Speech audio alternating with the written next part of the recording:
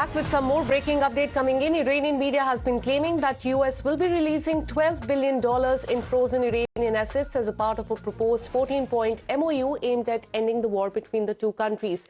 According to the reports, the asset release is a key Iranian precondition for further negotiations with the US, with Iran also saying that access to the funds must begin before the 60-day framework for a final agreement that can proceed. Let me go across to my colleague Mayank, who's been tracking all the details. Mayank, give us more details about nitty-gritty about the agreement that both the countries have arrived at.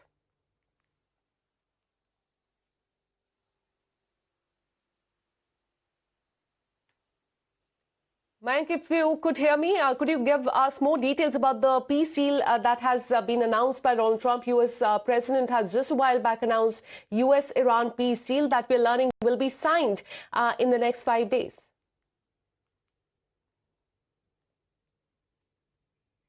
All right, we'll try and reconnect that line with my colleague Mayank. Let me go across to Mr. Matthew Wadham on this. Mr. Matthew, in the last few hours, in fact, leading up to the deal announcement by Donald Trump, we saw attacks on Lebanon. I want to understand from you, do you believe Trump will be able to keep Netanyahu in check to secure success of the ceasefire deal? Because the next few days are going to be very important. Just before the announcement, we saw an attack on Lebanon.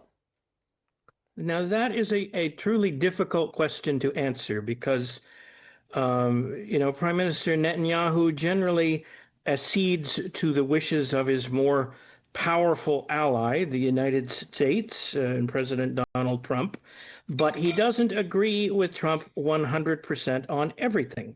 And Netanyahu has shown that if Hezbollah in Lebanon is posing a threat to Israel or to the Israeli Defense Force, then he is willing to take military action against them, even if it angers President Trump.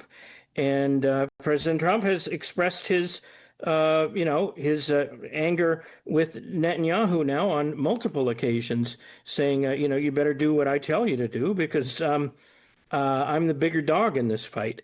And it may be difficult to keep Israel in line.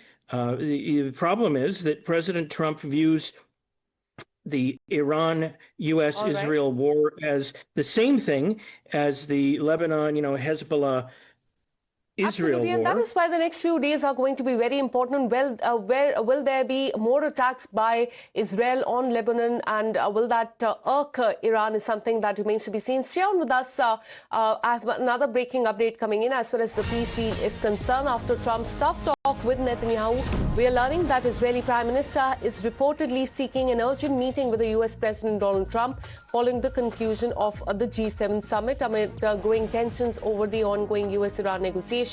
In fact, according to the media reports citing Israeli sources, the Israeli Prime Minister wants to discuss the Israel concerns regarding the emerging diplomatic framework, including the understanding between U.S. and Tehran and the situation in Lebanon as well. And this comes after a series of public disagreement that we have been witnessing between U.S. and Israel in the last few days, with Trump also criticizing recent Israeli military actions that were seen as potentially complicating the peace efforts, because in the last few hours we have seen attack on Lebanon as well. And now we are learning that Israeli Prime Minister is seeking a meeting with the U.S. President as well. Let me bring in my colleague Mayank on that. Mayank, do give us more details about the take by Israeli Prime Minister as far as the announcement of the peace deal between U.S. and Iran is concerned.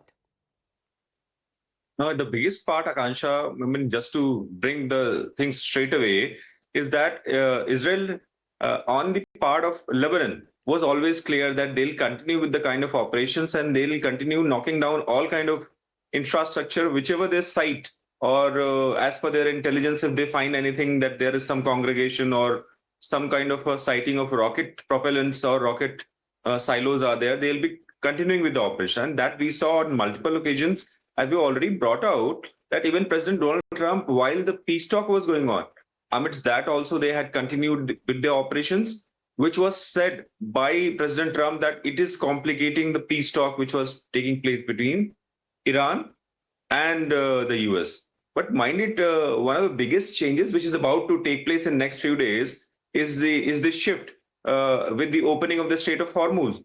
So the focus might shift on Lebanon in that case. That is what we can, as of now, understand. And going by the trend, we can say that because President Trump is, as of now, had been focusing on West Asia. So once that thing happen, he might pick up talks with Israel Prime Minister Benjamin Netanyahu in that case.